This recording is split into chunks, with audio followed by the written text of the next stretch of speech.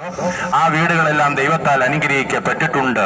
ഏതെല്ലാം പട്ടണങ്ങൾ, ഗ്രാമങ്ങൾ യേശുവിനെയും സുവിശേഷത്തെയും ഏറ്റെടുത്തിട്ടുണ്ടോ അവിടെ വലിയ രൂപാന്തരങ്ങൾ ഉണ്ടായിട്ടുണ്ട്. ഇന്ന് ഈ ലോകത്തുള്ള മതങ്ങൾക്കോ മതാചാരങ്ങൾക്കോ മതകർമ്മങ്ങൾക്കോ മനുഷ്യന്റെ ആയിരിക്കുന്ന കണ്ടുപിടുത്തങ്ങൾക്കൊന്നും മനുഷ്യന്റെ ഹൃദയത്തിൽ പറ്റിച്ചേർന്നിരിക്കുന്ന പാപത്തെ രക്ഷിക്കാൻ സാധിക്കത്തില്ല. എന്നാൽ ഇന്നേക്ക് 2000-ഓളം വർഷം മുമ്പ് ബേത്ലഹേമിൽ ഒരു ശിശുവായി ജനിച്ച കർത്താവായ യേശുവിന്റെ നാമം എത്ര വലിയ കഠിനമേറിയ പ്രതിസന്ധിയിൽ നിന്ന് മനുഷ്യനെ അത് വിടിവിക്കാനിടയായി തീരുന്നു. കർത്താവിന്റെ ജനനത്തെക്കുറിച്ച് വിശുദ്ധ വചനം ഇങ്ങനെയാണ് പറയുന്നത്: ഇരുട്ടിൽ ഇരുന്ന ജനം വലിയൊരു വെളിച്ചം കണ്ടു, മരണത്തിന്റെ താഴ്വയിൽ ഇരുന്നവർക്ക് പ്രകാശം ഉദിച്ചു എന്നത്രേ ദൈവത്തിന്റെ വചനം പറയുന്നത്. ആ വീടുകളെല്ലാം ദൈവത്താൽ അനുഗ്രഹിക്കപ്പെട്ടിട്ടുണ്ട്.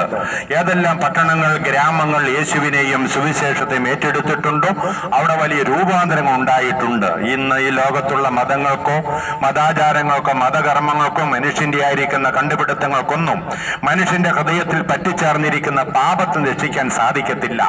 എന്നാൽ ഇന്നേക്ക് 2000-ഓളം വർഷം മുമ്പ് ബേത്ലഹേമിൽ ഒരു ശിശുവായി ജനിച്ച കർത്താവായ യേശുവിന്റെ നാമം എത്ര വലിയ കഠിനമേറിയ പ്രതിസന്ധിയിൽ നിന്ന് മനുഷ്യനെ അത് വിടിവിക്കാനിടയായി തീരുന്നു. കർത്താവിന്റെ ജനനത്തെക്കുറിച്ച് വിശുദ്ധ വചനം ഇങ്ങനെയാണ് പറയുന്നത്: ഇരുട്ടിൽ ഇരുന്ന ജനം വലിയൊരു വെളിച്ചം കണ്ടു, മരണത്തിന്റെ താഴ്വയിൽ ഇരുന്നവർക്ക് പ്രകാശം ഉദിച്ചു എന്നത്രേ ദൈവത്തിന്റെ വചനം പറയുന്നത്.